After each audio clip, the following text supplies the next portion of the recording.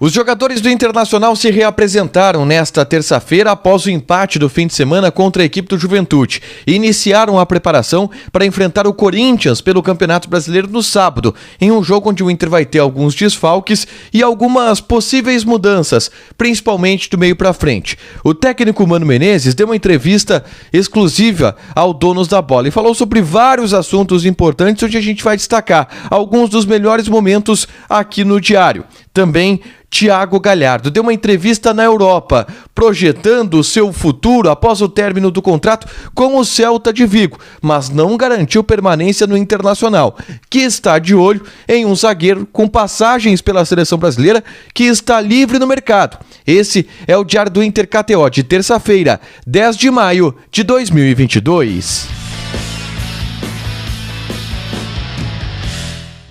Tudo bem, gente? Obrigado pela participação aqui. Não esquece de deixar teu like, te inscrever, de ativar as notificações. Bora falar do Internacional. Aqui no A Dupla, nesse vídeo a gente faz um resumo de tudo que aconteceu nessa terça-feira no noticiário do Internacional. E eu começo pela parte mais factual. O treinamento que aconteceu no CT Parque Gigante com a presença daqueles jogadores reservas que não atuaram durante todo o tempo na partida contra a equipe do Juventude. Um treino onde os reservas fizeram um treinamento coletivo com o campo reduzido e que teve o destaque de Pedro Henrique, principal jogador dessa atividade. Marcou 2 gols, jogou muito bem e foi destaque também no treino de finalização após essa atividade, com um índice de acertos de 100%. Todo chute que o Pedro Henrique fez entrou na atividade depois do treinamento principal coletivo. O Pedro Henrique foi o principal nome.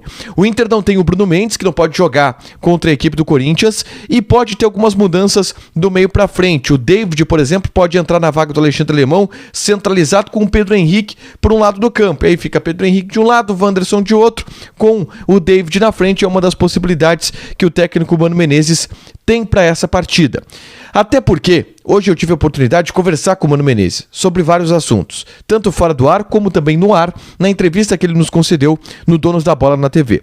Eu gravei um vídeo hoje à tarde falando sobre aquela que para mim é a principal informação que eu consegui do Mano hoje à tarde, que é: Alan Patrick e Taison não estão no mesmo projeto de time pelo técnico Mano Menezes. Não devem jogar juntos em um primeiro momento, porque no entendimento do treinador, eles ocupam a mesma faixa de campo.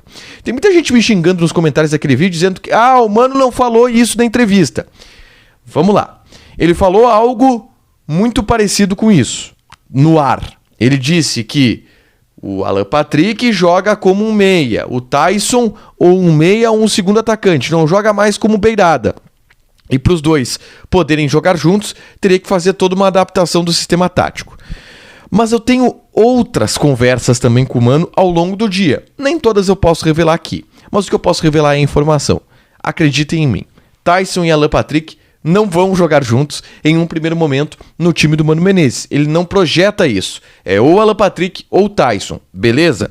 Outros assuntos também foram citados pelo Mano Menezes aí no ar e alguns deles fora do ar também. Como, por exemplo, eu falei do David. O Mano não enxerga o David como um ponta. O Mano enxerga o David como um cara para jogar por dentro, centralizado, como um segundo atacante ou como um atacante de área que precisa ter alguma companhia, porque ele não é exatamente uma referência. Então, teria que jogar em um sistema com 2 atacantes. Ele falou aí na entrevista sobre o Moisés treinando como zagueiro. Ele está tentando antever problemas que ele pode ter. Por exemplo, o Bruno Mendes só pode jogar 7 jogos com a camisa do Inter no Campeonato Brasileiro antes do Inter adquirir esse jogador em definitivo. Tem lesão do Moledo, do Kaique Rocha, que estão lesionados. Se precisar de algum momento e faltar zagueiro, ele sabe que o Moisés pode jogar ali, porque ele está treinando o Moisés naquela função. O Moisés tem um biotipo, é alto, tem uma boa saída de jogo, tem velocidade. Ele viu que o Moisés pode render por ali e está testando nos treinamentos e disse: em algum momento eu vou testar o Moisés durante uma partida, como zagueiro. Está treinando assim e não necessariamente o Moisés deixa de ser lateral esquerdo, mas é uma opção para as duas funções, para a lateral esquerda e também para a zaga. Ele falou muito sobre a filosofia de jogo que o Inter precisa ter e que terá agora com o trabalho feito com Paulo Autuori, com o William Thomas, nesse novo organograma do Departamento de Futebol do Internacional. Se entende que essa foi a grande mudança na reestruturação que o Internacional executou. com um diretor técnico que vai dar ao treinador apenas a ideia de executar um modelo de jogo, não de pensar um modelo de jogo e coordenar uma reformulação, como era, por exemplo, com Medina, como era com Miguel Ángel Ramírez, como foi com Aguirre, porque quando esses treinadores saem, deixam pouca coisa, porque não há uma continuidade de trabalho.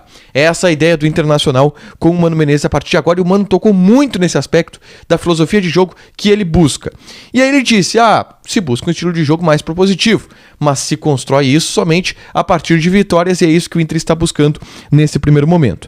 Ele falou sobre Dourado, e é bem interessante a fala dele sobre o Rodrigo Dourado. Ele disse, olha, não existe um titular ainda na função, tem jogado mais o Gabriel, mas Rodrigo Dourado era uma palavra feia no Beira-Rio até pouco tempo atrás. E a gente está tentando melhorar isso. Não é um dourado ainda, mas já dá para ser um prateado. Brincou o Mano Menezes, que está buscando essa recuperação do Dourado, que briga por essa posição com o Gabriel.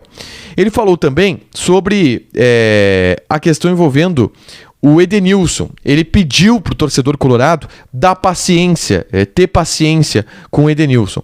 E entende que nos momentos de crise o torcedor quer pegar alguém para Cristo. O problema é que sempre pega um jogador bom e nunca aquele que faz pouca diferença, o que não é o caso do Edenilson, que é um jogador importante no entendimento dele, Mano Menezes.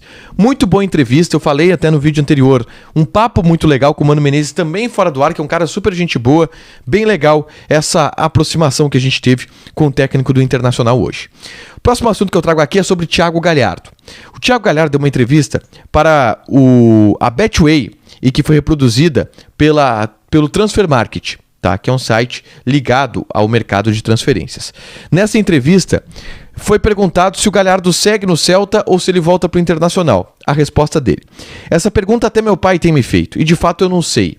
Meu contrato no Celta acaba dia 30 de junho, e até lá eu não posso fechar contrato com ninguém. Eu deixo isso com os meus empresários. Sei que dia 1º de julho eu me reapresento no Inter, e dia 30 de junho estarei em Porto Alegre, seja para discutir uma rescisão, um novo empréstimo ou a permanência no clube. Ele não garante que vai permanecer no Internacional, que vai seguir no Internacional. E tem uma outra resposta, que essa eu vou chamar a atenção, que talvez viabilize um pouco a permanência do Thiago Galhardo por aqui. Ele diz que teve problemas com a direção. Mudaram as gestões, muita coisa mudou. E tem muitas coisas que a gente não concorda. Minha mãe já dizia, quando um não quer, dois não brigam, e quem está insatisfeito sai. Foi o que aconteceu. Eu deixei bem claro que eu não estava satisfeito com o que estava acontecendo, mas quando um ciclo se fecha é porque algo bom vai se abrir, e foi isso que sempre aconteceu na minha carreira. Ele teve problemas com a direção, o Thiago Galhardo. O presidente Alessandro Barcelos e a direção do Internacional não queria ver o Thiago Galhardo no vestiário nem pintado de ouro, tanto que viabilizou essa negociação com o Celta de Vigo através do Eduardo Cudê, também que tem uma boa relação com o presidente do Internacional, e aí o Celta de Vigo pagou 500 mil euros pelo empréstimo e depois o passe fixado em 1,5 milhão de euros. A questão é, o presidente do Inter ainda é o mesmo. Tem clima para o Thiago Galhardo no Beira-Rio? Eu acho que não. E aí eu trago de novo a ideia de que o Thiago Galhardo tem uma situação que está dando uma reviravolta lá na Espanha. Ele é titular hoje do Celta, porque o Santimina saiu condenado por abuso sexual, foi afastado do clube. Por exemplo, nessa terça-feira ele foi titular do Celta contra o Barcelona. Ele e Iago Aspas, o ataque. Ele não jogou mal, o Celta perdeu para o Barcelona e ele saiu só na segunda etapa quando o zagueiro do Celta de Vigo foi expulso. Aí o Cudê precisou mexer, tirou o Galhardo para colocar um volante e dar uma sustentação maior na defesa. Mas o Galhardo é um cara que vem ganhando espaço agora novamente com o Tchatcho. Fez gol contra o Alavés, é um cara que pode acabar ficando lá no Celta de Vigo, e ele mesmo garante que volta para o Inter por questão contratual. Não garante que ficará no Internacional. O Celta pode executar a opção de compra, pode se renovar o empréstimo, pode se rescindir o contrato, pode se negociar contra o clube. Eu estou achando cada vez mais distante a possibilidade dele permanecer no Inter. Uma última, o Inter observa a situação de Gemerson, zagueiro, que fez sucesso no Atlético Mineiro, foi para o Mônaco, seleção brasileira e tudo mais. Ele está livre no mercado, o Gemerson.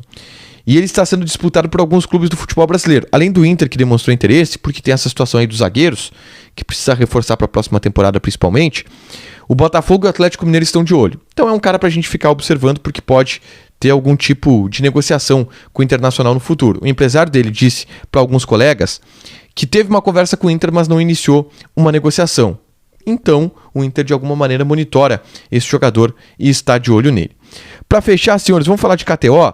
Amanhã tem Flamengo e Altos do Piauí. Não é um jogo com odd grande. Tem Juazeirense e Palmeiras. Não é um jogo com odd grande. Ceará e Tombense é um jogo bom de apostar pela Copa do Brasil. 1,57 a odd do Ceará, 3,6 a odd do empate, 6 a odd do Tombense. Dá pra dar uma jogadinha no Tombense, que é um bom time. Tá indo bem. Ou consegue fazer uma frente com o Ceará. Te registra, coloca o cupom ADUPLA que tu ganha 20% de bônus em cima do teu primeiro depósito. Fechado? Deixa o teu like, te inscreve, ativa as notificações que vai ter mais conteúdo aqui no canal. Beijo!